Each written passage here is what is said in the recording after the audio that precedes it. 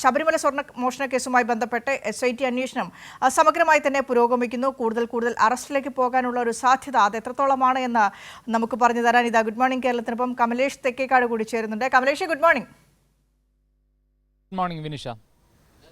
രണ്ടാമത്തെ കേസിൽ, അതായത് കട്ടിളപ്പാളി കേസിലാണ് മൂന്നാം പ്രതിയായ N വാസുവിന്റെ അറസ്റ്റ് ഇന്നലെ രേഖപ്പെടുത്തിയിട്ടുള്ളത്. വാസുവിൽ ഒതുങ്ങുമോ കാര്യങ്ങൾ എന്നുള്ളതാണ് ചോദ്യം. കാരണം പ്രതിപ്പട്ടികയിൽ 10ഓളം പേരുണ്ട്, ഉന്നത ഉദ്യോഗസ്ഥന്മാരുണ്ട്, പലതരത്തിലുള്ള ഗൂഢാലോചന നടന്നിട്ടുണ്ട് എന്ന് ഇതിനോടകം തന്നെ SIT കണ്ടെത്തിയിട്ടുണ്ട്. അപ്പോൾ കൂടുതൽ പ്രതികളിലേക്ക് പോകാൻ, കൂടുതൽ കസ്റ്റഡിയിലേക്ക് പോകാൻ, കൂടുതൽ ചോദ്യം ചെയ്യലുകളിലേക്ക് പോകാനൊക്കെയുള്ള ഒരു സാധ്യത എങ്ങനെയാണ്? വിനുഷ, നിലവിൽ ലഭിച്ചിട്ടുള്ള പ്രതികളെ വെച്ച്, അതായത് 5ഓളം പ്രതികളെയാണ് നിലവിൽ അറസ്റ്റ് ചെയ്തിട്ടുള്ളത്. ഈ 5 പേരുടെയും വിശദമായ ചോദ്യം ചെയ്യൽ SIT പ്രത്യേക അന്വേഷണ സംഘം പൂർത്തിയാക്കി കഴിഞ്ഞു.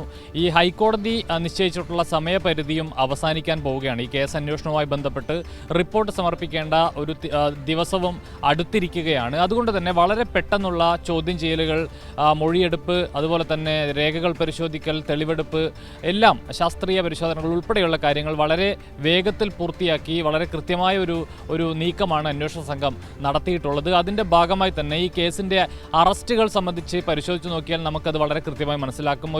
ഒരു വല്ലാത്തൊരു ഓർഡറോട് കൂടിയാണ്. അതായത് ആദ്യം തന്നെ ഇതിൽ ഏറ്റവും മുഖ്യപ്രതിയായ ഉണ്ണികൃഷ്ണൻ പോറ്റിയെ, പക്ഷേ ഇതിൽ നമ്മൾ കാണേണ്ട ഒരു പ്രധാനപ്പെട്ട കാര്യം എന്ന് പറയുന്നത് കേസന്വേഷണം ആരംഭിച്ച് ഈ അറസ്റ്റ് നടപടികളിലേക്ക് കടക്കാൻ ഒരു തിടുക്കവും അന്വേഷണ സംഘം കാണിച്ചിരുന്നില്ല എന്നുള്ളതാണ്. ചാടിക്കേറിയുള്ള ഒരു അറസ്റ്റിലേക്ക് പോയതേയില്ല എന്ന് നമുക്ക് കാണാൻ കഴിയും. വളരെ കൃത്യമായി ആദ്യഘട്ടത്തിൽ അന്വേഷണ സംഘം ശ്രമിച്ചത് കൃത്യമായ തെളിവുകൾ ശേഖരിക്കാൻ, രേഖകൾ ശേഖരിക്കാൻ, മൊഴികൾ ശേഖരിക്കാൻ.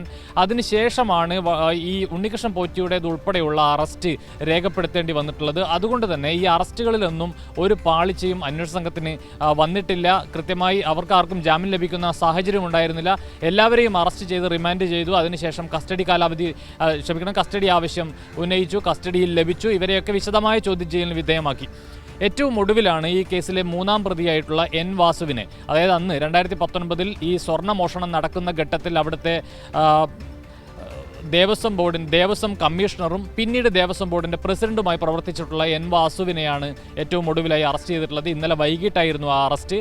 അതിനുശേഷം വൈദ്യപരിശോധനയ്ക്ക് പൂർത്തിയാക്കിയതിന് ശേഷം കോടതിയിലേക്ക് കൊണ്ടുപോയി. റാന്നി കോടതിയിലെ ജഡ്ജി ഇന്നലെ അവധിയായതുകൊണ്ട് പത്തനംതിട്ട കോടതിയിലാണ് വാസുവിനെ ഹാജരാക്കിയത്. അവിടെ നിന്നും വാസുവിനെ റിമാൻഡ് ചെയ്തു. പിന്നീട് കൊട്ടാരക്കര സബ് ജയിലിലേക്ക് മാറ്റുന്ന ഒരു സാഹചര്യമാണ്. ഇതാണ് നിലവിലെ സാഹചര്യത്തിലും കമലേഷ്, കാരണം ഒരു ഘട്ടത്തിൽ പോലും മറ്റു പ്രതികളെയെല്ലാം കസ്റ്റഡി അപേക്ഷിച്ച് കസ്റ്റഡി കാലാവധി നീട്ടി നിൽക്കുന്നതടക്കമുള്ള നീക്കങ്ങളിലേക്ക് SIT കടന്നിരുന്നു.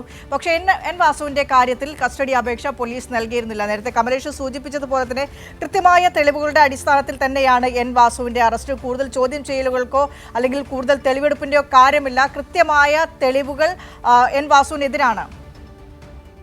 വിനുഷ, സ്വാഭാവികമായും ആ നിലയിൽ തന്നെ വേണം നമുക്ക് കരുതാൻ. എന്തായാലും ഈ സുധീഷ് കുമാർ ഉൾപ്പെടെയുള്ള ആളുകൾ, അന്നത്തെ ഈ N വാസുവുമായി ബന്ധപ്പെട്ട് അന്ന് പ്രവർത്തിച്ചിരുന്ന ആളാണ് സുധീഷ് കുമാറിൻ്റെ മൊഴി N വാസുവിനെതിരായി ഉണ്ട് എന്നാണ് നമുക്ക് മനസ്സിലാക്കാൻ കഴിയുന്നത്. അതോടൊപ്പം തന്നെ മുരാരി ബാബുവിൻ്റെയും മൊഴിയുണ്ട്. ഈ കട്ടിളപ്പാളിയിലെ സ്വർണം മാറ്റുന്നതുമായി ബന്ധപ്പെട്ട ഈ ചെമ്പ് എന്ന് രേഖപ്പെടുത്തിയത്, സ്വർണ്ണപ്പാളിയെ ചെമ്പ് പാളി എന്ന് രേഖപ്പെടുത്താൻ ഉൾപ്പെടെ N വാസു ഇടപെട്ടിട്ടുണ്ട് എന്ന കണ്ടെത്തലാണ് നിലവിൽ SIT നടത്തിയിട്ടുള്ളത്. അതിൻ്റെ ഭാഗമായി തന്നെയാണ് ഈ അറസ്റ്റ് ഉണ്ടായിട്ടുള്ളത്. നേരത്തെ ഒരു വട്ടം N വാസുവിനെ ഈഞ്ചക്കലിലുള്ള ക്രൈംബ്രാഞ്ച് ഓഫീസിൽ വിളിച്ചു വരുത്തി മൊഴി രേഖപ്പെടുത്തുന്ന ഒരു സാഹചര്യമുണ്ടായിരുന്നു. അതിനുശേഷം ഇന്നലെ വീണ്ടും വിളിച്ചു വരുത്തുകയായിരുന്നു. ഒരു ചോദ്യം ചെയ്യലിന് ശേഷം ഒരുപാട് നേരം നീണ്ടു നിന്നില്ല. ഒരു 10 മിനിറ്റിനുള്ളിൽ തന്നെ N വാസുവിൻ്റെ അറസ്റ്റ് അന്വേഷണ സംഘം രേഖപ്പെടുത്തുന്ന ഒരു സാഹചര്യമാണ് ഇന്നലെ ഉണ്ടായിട്ടുള്ളത്. ഏതായാലും ആ നിലയിൽ വളരെ കൃത്യമായ, ത്വരിതഗതിയിലുള്ള, കാര്യക്ഷമമായ ഒരു അന്വേഷണം SITയുടെ ഭാഗത്തു നിന്നും ഉണ്ടാകുന്നു. അതിൽ SITയെ ശ്ലാഘിച്ചുകൊണ്ട് നേരത്തെ തന്നെ ഹൈക്കോടതിയും ചില നിലപാടുകൾ പറയുകയും ചെയ്തിട്ടുണ്ട്. ഈ അന്വേഷണവുമായി ബന്ധപ്പെട്ട ആർക്കും ഒരു പരാതിയുമില്ല എന്നുള്ളതാണ്. ഇതിൽ മറ്റൊരു പ്രധാനപ്പെട്ട കാര്യം നമ്മൾ മനസ്സിലാക്കേണ്ടത്, N വാസുവിൻ്റെ അറസ്റ്റ് എന്ന് പറയുന്നത് വളരെയേറെ പ്രാധാന്യമുള്ള ഒരു അറസ്റ്റാണ്. ഈ കേസുമായി ബന്ധപ്പെട്ട് ഏതെങ്കിലും തരത്തിൽ, അതായത് ദേവസ്വം ബോർഡിൻ്റെ പ്രസിഡന്റ് കൂടി ആയിരുന്നു എന്നുള്ളത് കൊണ്ട് ഏതെങ്കിലും തരത്തിലുള്ള ഒരു സംരക്ഷണം N വാസുവിന് ലഭിക്കുമോ എന്ന ആക്ഷേപങ്ങൾ, ആശങ്കകൾ നേരത്തെ തന്നെ സമൂഹത്തിൽ ഉയർന്നു വന്നിട്ടുണ്ട്. പല രാഷ്ട്രീയ പാർട്ടികളും VD സതീശൻ ഉൾപ്പെടെയുള്ള ആളുകൾ സർക്കാർ വാസുവിനെ സംരക്ഷിക്കുന്നു എന്ന നിലയിലുള്ള ആക്ഷേപങ്ങൾ ചൊരിഞ്ഞിരുന്നു. പക്ഷേ അതിനൊന്നും ഒരു അടിസ്ഥാനവുമില്ല എന്ന് തെളിയുകയാണ് N വാസുവിൻ്റെ അറസ്റ്റിലൂടെ. നേരത്തെ തന്നെ ദേവസ്വം മന്ത്രി വ്യക്തമാക്കിയിട്ടുള്ള കാര്യം, അയ്യപ്പൻ്റെ സ്വർണം ആരെങ്കിലും അനധികൃതമായി അവിടെ നിന്ന് കൊണ്ടുപോയിട്ടുണ്ടെങ്കിൽ ആ കുറ്റക്കാരായ മുഴുവൻ ആളുകളെയും നിയമത്തിൻ്റെ മുന്നിൽ കൊണ്ടുവരും. അതിനകത്ത് ഒരു പരിഗണനയും ഒരാൾക്കും ലഭിക്കുകയില്ല എന്ന് അർത്ഥശങ്കയ്ക്കിടയില്ലാത്ത വിധം നേരത്തെ തന്നെ ദേവസ്വം ബോർഡ് ദേവസ്വം മന്ത്രി വ്യക്തമാക്കിയിട്ടുള്ളതാണ്. അതുകൊണ്ട് അതിൻ്റെ ഉദാഹരണം എന്നുള്ള നിലയിൽ തന്നെയാണ് എൻ വാസുവിൻ്റെ അറസ്റ്റിനെ കാണേണ്ടത്. ഏറെ രാഷ്ട്രീയ പ്രാധാന്യമുള്ള ഒരു അറസ്റ്റ് കൂടിയാണ് എൻ വാസുവിൻ്റേത് എന്ന കാര്യത്തിൽ യാതൊരു തർക്കവുമില്ല. അതോടൊപ്പം തന്നെ 4-5 പ്രതികളെ ഉൾപ്പെടെ അറസ്റ്റ് ചെയ്യുന്ന ഘട്ടത്തിൽ മൂന്നാം പ്രതിയെ എന്തുകൊണ്ട് അറസ്റ്റ് ചെയ്യുന്നില്ല എന്ന ചോദ്യം കൂടിയുണ്ട്. അതിന് ഞാൻ നേരത്തെ പറഞ്ഞതാണ് അതിൻ്റെ മറുപടി എന്ന് പറയുന്നത്. കൃത്യമായ തെളിവുകൾ ലഭിച്ചതിന് ശേഷം, കൃത്യമായ മൊഴികൾ ലഭിച്ചതിന് ശേഷം മാത്രമേ ആരായാലും അവരുടെ അറസ്റ്റിലേക്ക് SIT കടന്നിട്ടുള്ളൂ. അതുതന്നെയാണ് എൻ വാസുവിൻ്റെ കാര്യത്തിലും നടന്നിട്ടുള്ളത്. ഏതായാലും ഇന്നത്തെ ഒരു പ്രധാനപ്പെട്ട കാര്യം എന്ന് പറയുന്നത് ഈ അന്ന് എക്സിക്യൂട്ടീവ് ഓഫീസറായിരുന്ന സുധീഷ് കുമാറിൻ്റെ കസ്റ്റഡിയിലാണ് ഇന്ന് സുധീഷ് കുമാർ നിലവിലുള്ളത്. ഇന്ന് സുധീഷ് കുമാറിൻ്റെ കസ്റ്റഡി കാലാവധി അവസാനിക്കുകയാണ്. ഈ സാഹചര്യത്തിൽ സുധീഷ് കുമാറിനെ ഇന്ന് റാന്നി കോടതിയിൽ ഹാജരാക്കാനാണ് സാധ്യത. അതിനുശേഷം സുധീഷ് കുമാറിനെ റിമാൻഡിലേക്ക് മാറ്റുന്ന, അല്ലെങ്കിൽ ജുഡീഷ്യൽ കസ്റ്റഡിയിലേക്ക് മാറ്റുന്ന ഒരു സാഹചര്യം ഉണ്ടാവും. സുധീഷ് കുമാറിനെ ആണെങ്കിലും വളരെ വിശദമായ ചോദ്യം ചെയ്യൽ പൂർത്തിയായി കഴിഞ്ഞിരിക്കുന്നു. അതുകൊണ്ട് തന്നെ കസ്റ്റഡി ആവശ്യം ഇന്ന് SIT ഉന്നയിച്ചേക്കില്ല എന്നാണ് നമുക്ക് മനസ്സിലാക്കാൻ കഴിയുന്നത്. ഏതായാലും വളരെ ത്വരിതഗതിയിലുള്ള മുഴുവൻ പ്രതികളെയും നിയമത്തിന് മുന്നിൽ കൊണ്ടുവരുന്ന നിലയിലേക്ക്, ഈ ഏറ്റവും പ്രധാനപ്പെട്ട പ്രതികളെ ആകെ അറസ്റ്റ് ചെയ്യുന്ന നിലയിലേക്ക് വളരെ കൃത്യമായ ഒരു അന്വേഷണത്തിന്റെ പാതയിൽ തന്നെയാണ് SIT ഉള്ളത്. വിനിഷ, അതായത് എൻ വാസുവിന് ഏതെങ്കിലും തരത്തിലുള്ള കവറിങ്ങോ കൺസിഡറേഷനോ ലഭിച്ചില്ല എന്നതിന്റെ അർത്ഥം കൂടുതൽ പ്രതികളിലേക്ക്, കൂടുതൽ അന്വേഷണങ്ങളിലേക്ക് പോകും. ഇനിയും അറസ്റ്റ് ഉണ്ടാകാനുള്ള ഒരു സാധ്യത തള്ളിക്കളയാനാകില്ല.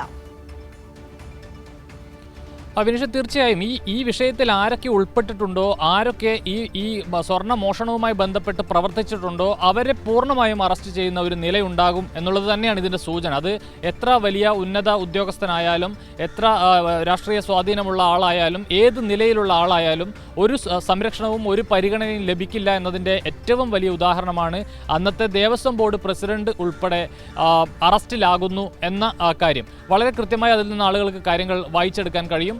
നേരത്തെ തന്നെ മുഖ്യമന്ത്രിയായാലും ഈ വിഷയത്തിൽ വളരെ കൃത്യമായ നിലപാടെടുത്തിട്ടുണ്ട്. ഈ അയ്യപ്പൻ്റെ മുതൽ കൊണ്ടുപോയ ആളുകളെ നിയമത്തിൻ്റെ മുന്നിൽ കൊണ്ടുവരും എന്നത് മുഖ്യമന്ത്രി ഉൾപ്പെടെ നേരത്തെ തന്നെ വളരെ പരസ്യമായി മാധ്യമങ്ങളോട് പറഞ്ഞിട്ടുള്ള കാര്യമാണ്. സർക്കാരിൻ്റെ നിലപാടാണത്. ദേവസ്വം മന്ത്രി ആവർത്തിച്ച് പല ഘട്ടങ്ങളിൽ അത് പറഞ്ഞിട്ടുണ്ട്. ആ നിലയിൽ തന്നെയാണ് കാര്യങ്ങൾ പോകുന്നത്. ഈ പ്രത്യേക അന്വേഷണ സംഘമാണെങ്കിൽ കൂടി ഹൈക്കോടതിയുടെ പ്രത്യേക നിർദ്ദേശത്തിൻ്റെ അടിസ്ഥാനത്തിൽ ഹൈക്കോടതി നിയോഗിച്ച ഒരു ടീമാണ് ഈ അന്വേഷണം ഏറ്റെടുത്തിട്ടുള്ളത്.